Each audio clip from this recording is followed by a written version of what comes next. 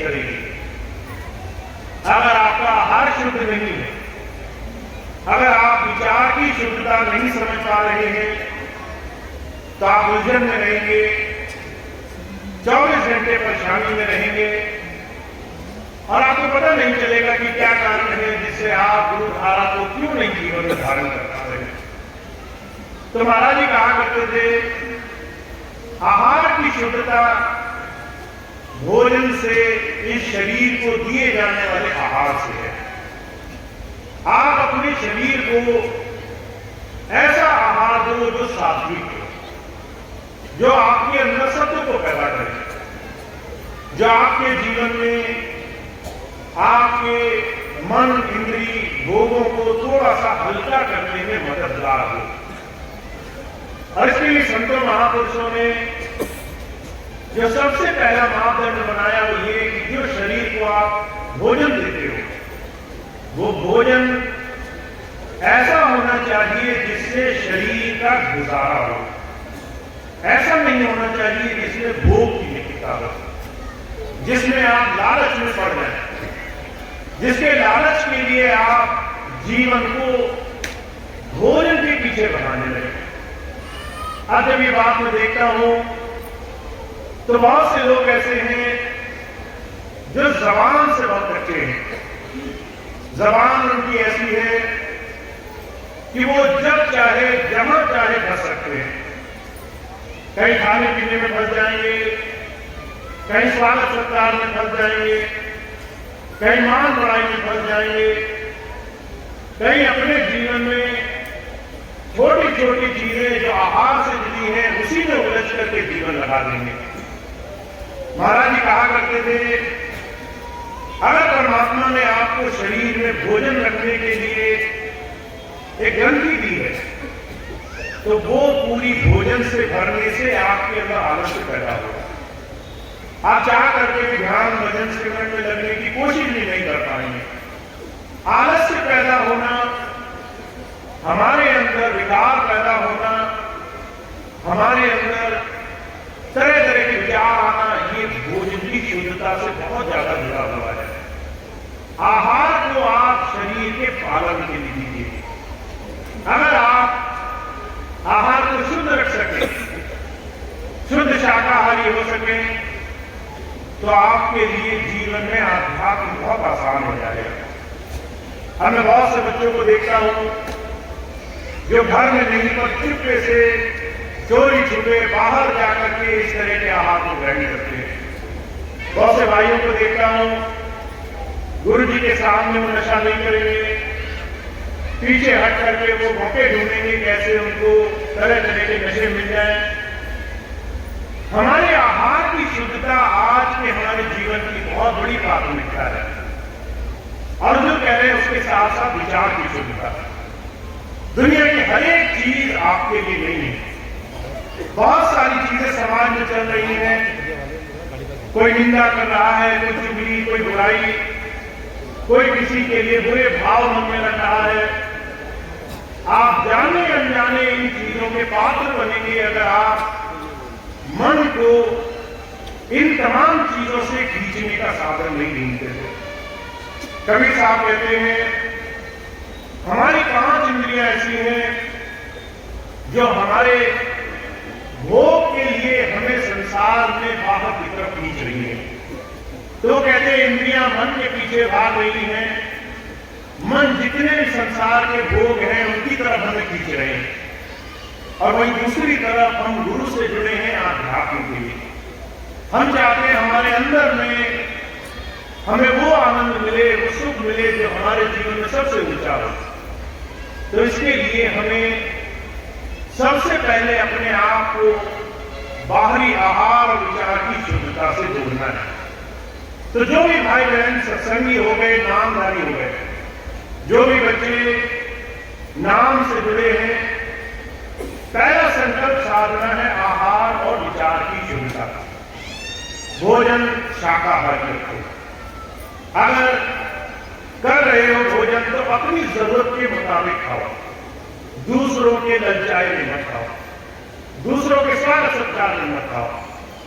मैं कई बार देखता हूं सत्संगी भाई जब मुझे भी कई बार आते हैं तो इसी एक नियम का पालन करने की कोशिश करते हैं, भैया जी को ज्यादा खिला दिया जाए, ज्यादा उनको स्वागत कर दिया जाए, उनको ज्यादा अच्छा बनाकर खिला दिया जाए।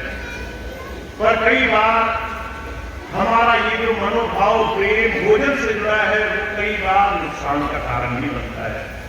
तो मैं आपसे पहली चीज बोलता हूं, कम से कम एक दूसरे में इस चीज का पालन करना शुरू करें। सत्संगी ज्यादा इस चीज का बैर विरोध मत माने कि किसी ने हमें पूछा नहीं। इस चीज की चिंता मत करें कि हमें जरूरत से ज्यादा स्वागत सत्कार नहीं किया। इस चीज में ज्यादा न उलझे कि हमें तरह तरह के भोजन क्यों नहीं दिए। वो अपने मन को आहार विचार की सरलता से जोड़ने का प्रयास करें। पहली चीज, आहार और विचार की सरलता लाओ। अपने जीवन में शुद्धता से जीवन को धीरे धीरे इस दिशा में जोड़ो। दूसरी चीज महाराज जी ने कही, स्वामी जी ने कही, पात्रता लाओ। पात्रता क्या है? आपको नाम दिया गया पर नाम देने मात्र से परिमित नहीं हो जाएगा। आपको नाम मिल गया तो इसका मतलब ये नहीं कि उसी दिन से चमत्कार होने लग जाएंगे। नाम जीवन में धारण करने के लिए पात्रता बनानी पड़ेगी। हमें अपने जीवन में हर रोज ऐसे काम करने पड़ेंगे जिससे धीरे धीरे हम गुरु की तरफ बढ़ते जाएं। हमारी दिनचर्या में हमें थोड़ा सा सरलता लानी पड़ेगी। अगर इस विषय पर आप थोड़ा सा ध्यान दें तो आपको समझ में आएगा कि जब हम सुबह उठते हैं और रात को सोने जाते हैं, अगर 12-14 घंटे हमने पूरे दिन में जिन जिन चीजों में गुजारे उसमें मन, वचन और कर्म से कई चीजें ऐसी हैं जो हमें बार बार संसार के तुलना दुनिया के तमाम तोड़ मोड़ में ले जाती हैं, तरह तरह से संसार की चिंताओं में हो जाती हैं। इसीलिए मुझे कहा करते थे, एक सत्संगी को चाहिए कि वो अपने जीवन में अपनी दिनचर्या को संभाल के रखे। हर एक चीज जो आपके चारों तरफ हो रही है वो आपके विकास के लिए नहीं है। बहुत सी चीजें ऐसी हैं जो आपके मन को उलझाने के लिए हैं, आपके मन को खराब करने के लिए है। तरह तरह से आपके मन को दुनिया की तमाम चीजों की तरफ गिरा करके उसमें उलझाए रखने के लिए है।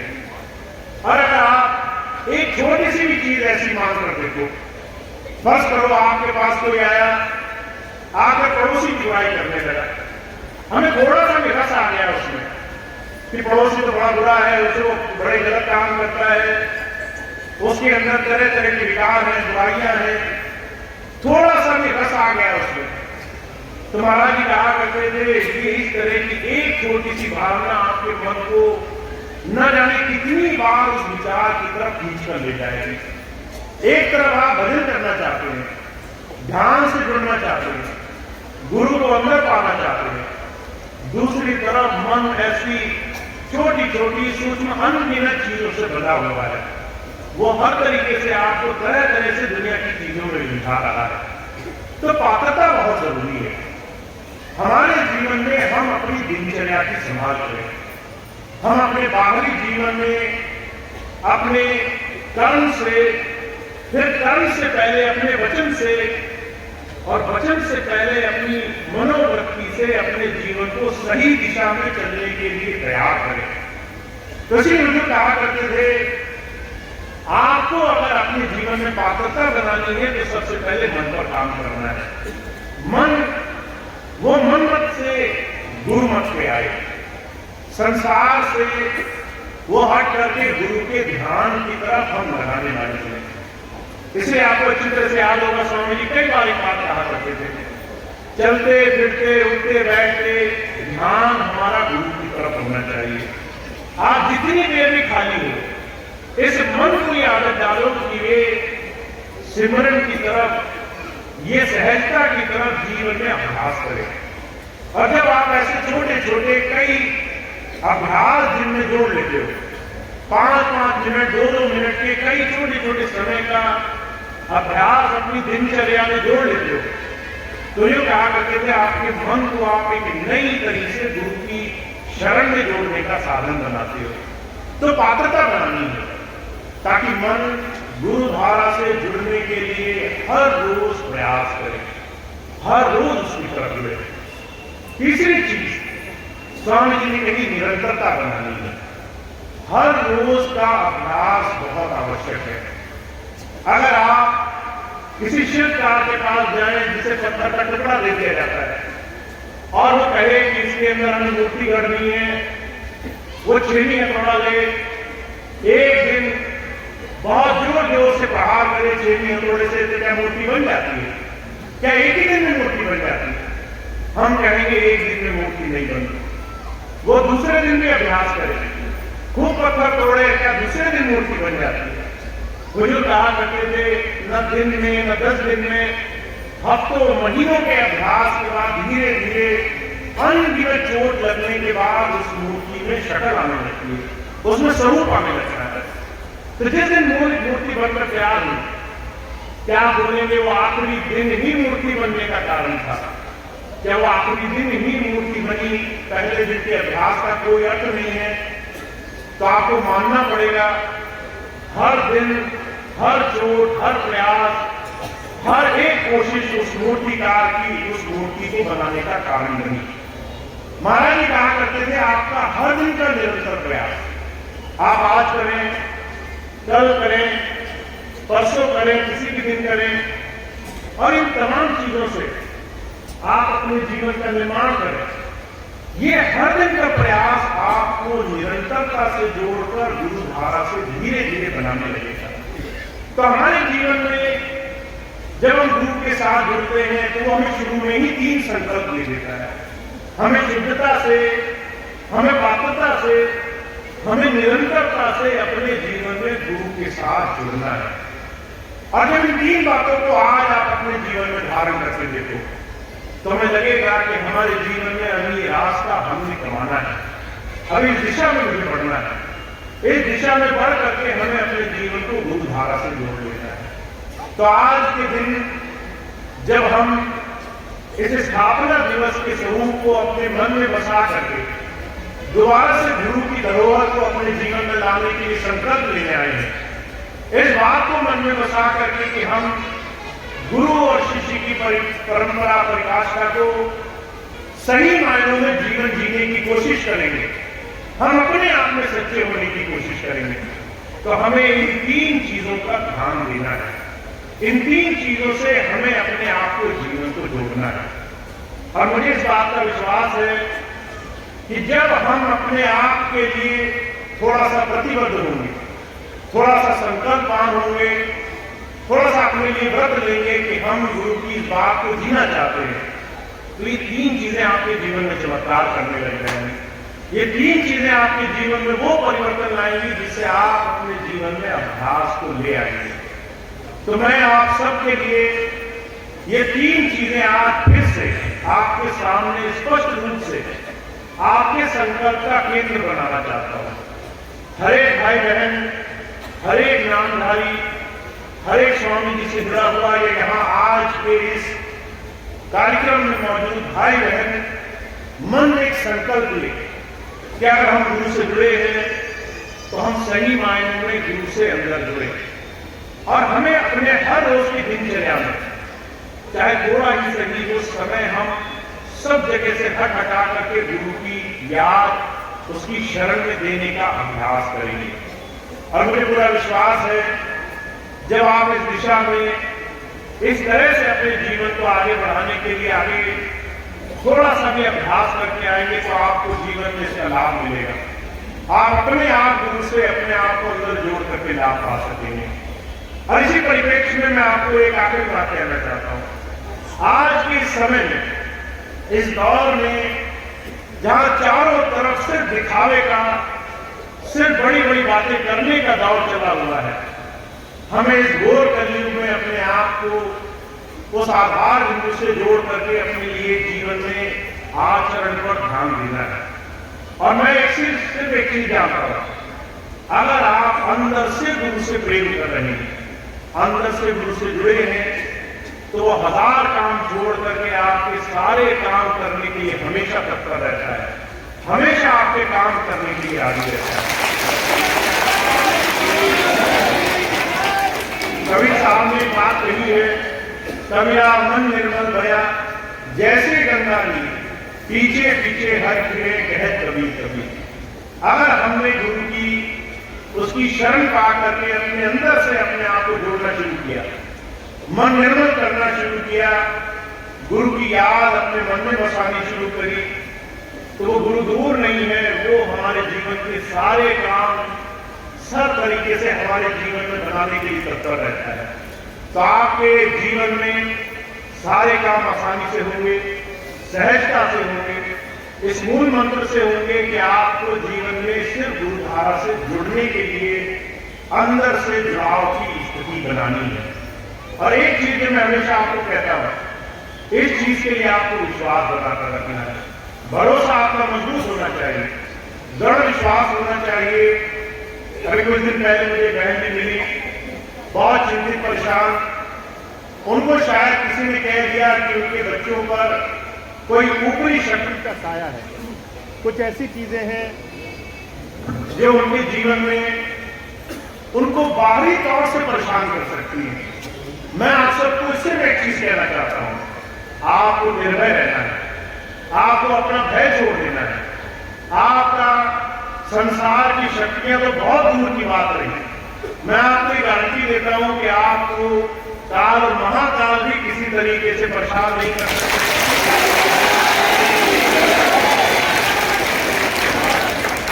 इस विश्वास को आपको जीवन में रखना है। तो आज के बाद कोई भी सत्संगी भाई बहन इस एक भी संशय का शिकार ना हो कि बाहरी चीजें हमारे ऊपर जरा सा भी असर रखती हैं, एक लेश मात्र भी हमें डरा सकती है, हमें परेशान कर सकती है। और कई बार तो मैं हंसी से कहता हूं, जब बहुत से लोग कहते हैं कि भैया जी हमारे घर के सामने ये मिला वो मिला।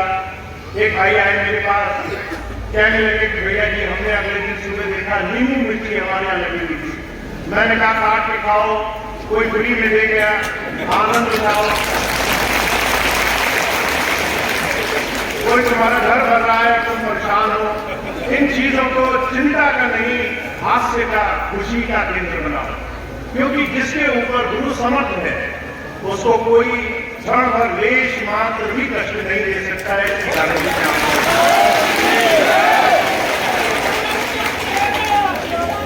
तो आज के बाद आपको डरना नहीं है, भयभीत नहीं होना है, दृढ़ विश्वास से गुरु के नाम से जुड़ना है। अपने हर रोज थोड़ा सा समय अपने गुरु को समर्पित करना है। उसके लिए अपने जीवन में व्रत संकल्प लेना है कि अगर मैं गुरु के ध्यान में थोड़ा सा समय नहीं दूंगा तो मैं दूसरा काम भी आगे नहीं बढ़ाऊंगा। ऐसा संकल्प लेकर के आगे चलना है। और आज इस स्थापना दिवस के इस रूप में हम सब भाई बहन जो गुरु धारा से जुड़े हैं वो अपने आप को गुरु की सच्ची भक्ति के केंद्र से जोड़ें, अपने आप को अंदर से जोड़ने का संकल्प लें, ताकि हमें अपने जीवन में दया से गुरु की कृपा से बहुत बहुत जीवन में लाभ प्राप्त हो।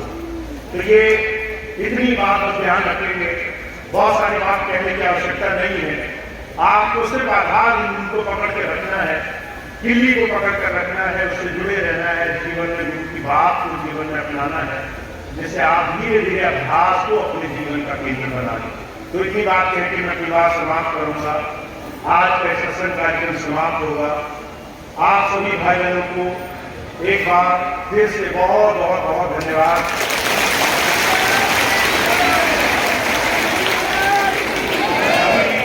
सुबह भी मैंने बात कही थी, अभी कुछ ही दिन पहले मैंने आपसे जब फरवरी का आखिरी दिन का 6 फरवरी का कार्यक्रम यहाँ हुआ तो मैंने आपसे बोला कि 16 फरवरी स्थापना दिवस पर सभी भाई बहन यहाँ पहुंचेंगे, घर में कोई ना रहे, सब डेरे पहुंचे, सब आश्रम आए, सब यहाँ गुरु की कृपा का लाभ उठाएं।